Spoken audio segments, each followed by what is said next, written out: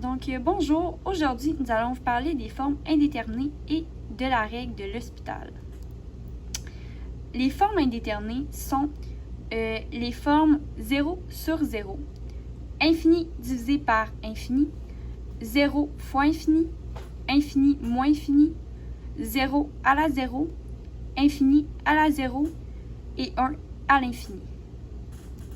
Pour ce qui est de la règle de L'Hospital, ce que nous pouvons voir, c'est que nous avons une division de deux fonctions, dont f de x divisé par g de x, et que si nous avons une forme indéterminée du type 0 sur 0 ou infini sur infini, alors en x égale a, la limite de x qui tend vers a est égale à f de x divisé par g de x, et cela est égal à la limite de x qui tend vers a de f' de x et sur g' de x, donc les dérivés des deux. Ok, alors ici, on va tenter de calculer la limite de x tend vers l'infini de racine de 5 plus x à la 2 divisé par x. La première chose qu'on doit faire lorsqu'on calcule une limite, c'est d'insérer la valeur vers laquelle tend le x dans l'équation pour vérifier sa forme. Donc ici, pour vérifier la forme, on va faire racine de 5 plus l'infini à la 2 divisé par l'infini. Cela est égal à 5, l'infini à la 2, cela donne infini. Donc 5 plus l'infini, c'est l'infini. Racine de l'infini reste l'infini. Donc ici, on a la forme infini sur infini. Ici, c'est la forme. Puisqu'on a la forme infini sur infini, nous pouvons mettre en évidence la plus haute puissance. Donc, ceci est égal à la limite de x tend vers l'infini de racine de x à la 2 sur 5 divisé par x à la 2 plus 1. Divisé encore par x. Ici, nous devons utiliser la loi des exposants pour séparer la racine en deux. Puisqu'on a une racine de multiplication, nous pouvons séparer la racine comme suit. Donc, x tend vers l'infini. On réécrit toujours notre limite. Donc, racine de x à la 2 fois la racine de 5 divisé par x à la 2 plus 1. Divisé encore par x. Notre prochaine étape est d'enlever la racine de notre x2.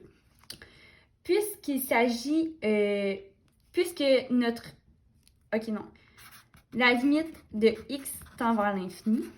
Ici, ça va donner la valeur absolue de x fois la racine de 5x à la 2 plus 1 divisé par x.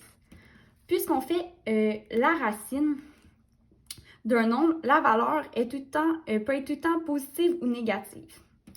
Notre prochaine étape, on va venir vérifier si on est capable d'enlever la valeur absolue. Puisque le x tend vers une valeur positive, on est capable d'enlever la valeur absolue. Donc, cela fera limite de x tend vers l'infini de x fois la racine de 5 sur x à la 2.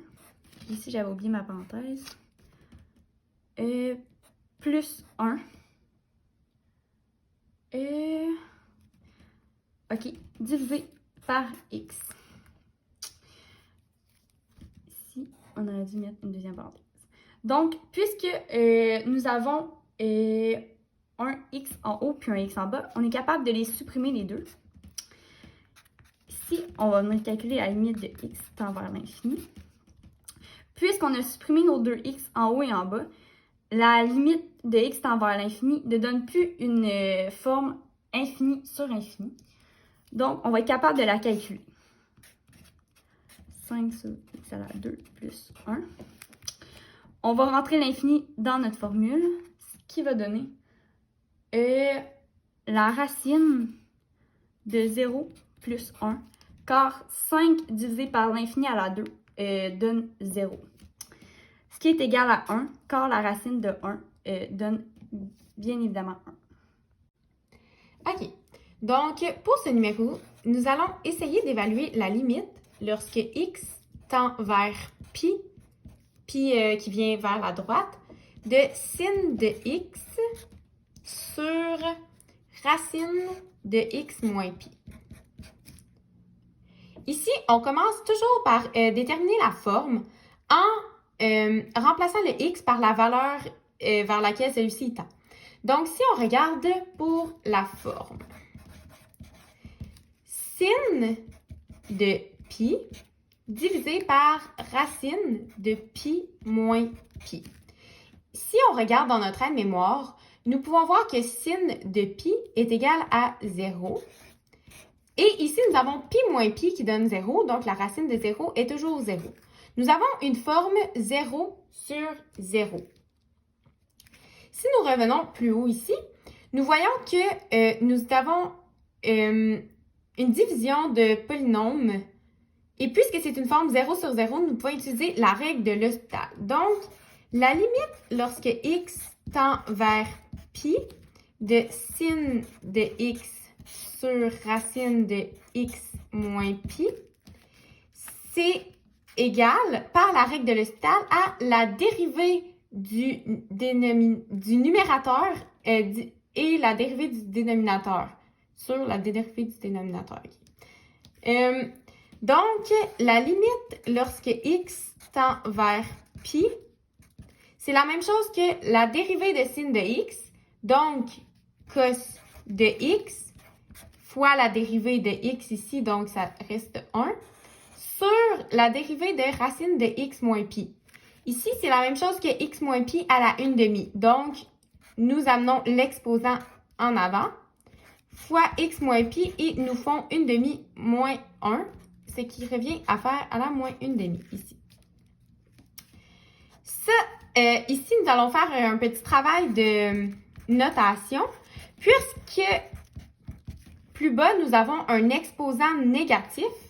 Nous allons l'apporter au dénominateur. Donc, il va s'agir de 1 sur 2 fois la racine de x moins pi, puisque à la moins 1/2, c'est comme la racine de x moins pi au dénominateur.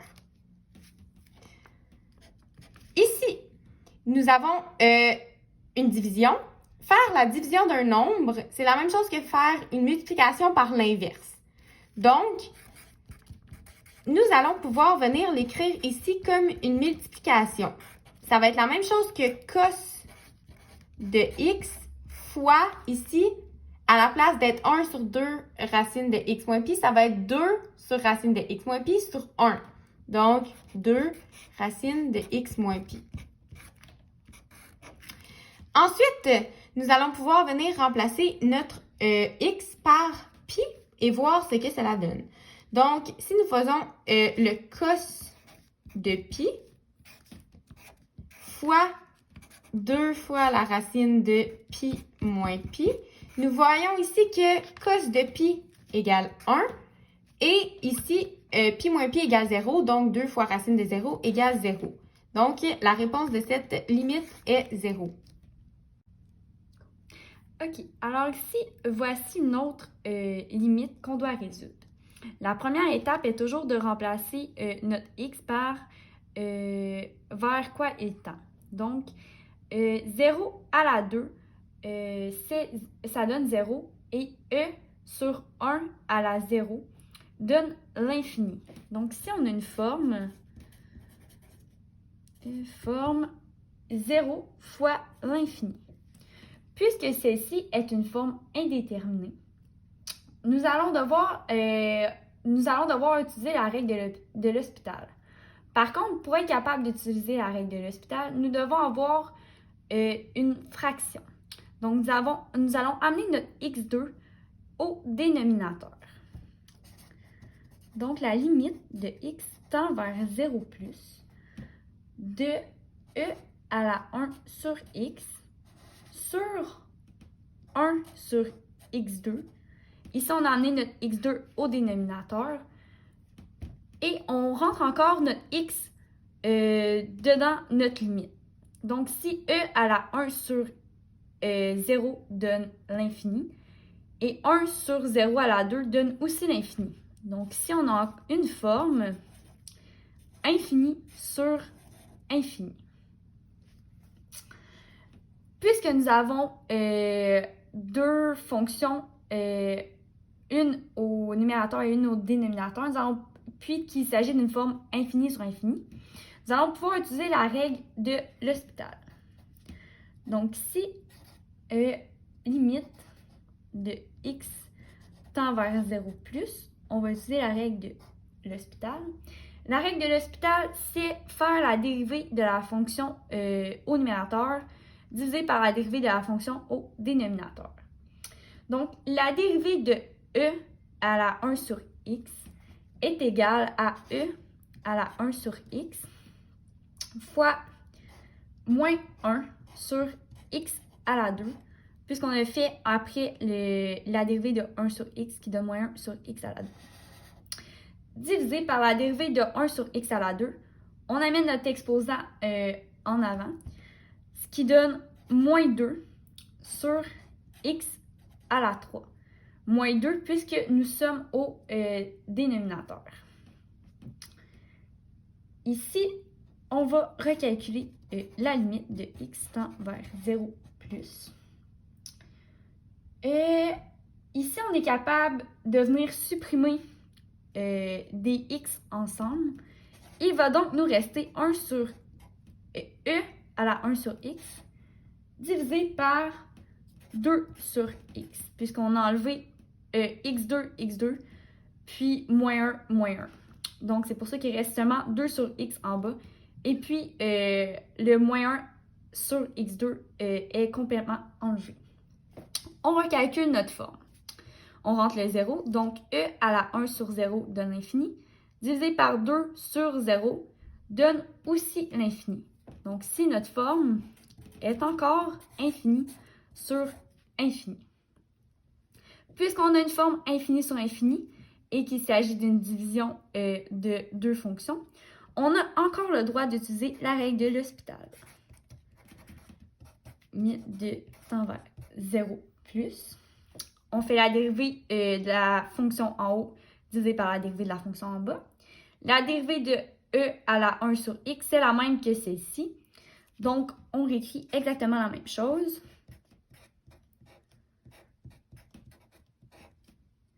Divisé par la dérivée de 2 sur x. La dérivée de 2 sur x est égale à moins 2 sur x2. Ensuite, nous allons être capables de supprimer les x2 ici ensemble, puisqu'il s'agit d'une multiplication entre les deux termes. On supprime les deux x2 ensemble, puis moins 1 avec ici le moins 2. Ce qui donne maintenant la limite de x tend vers 0 plus de e à la 1 sur x, puisqu'il ne nous reste plus rien en haut. Et en bas, il nous reste seulement 2.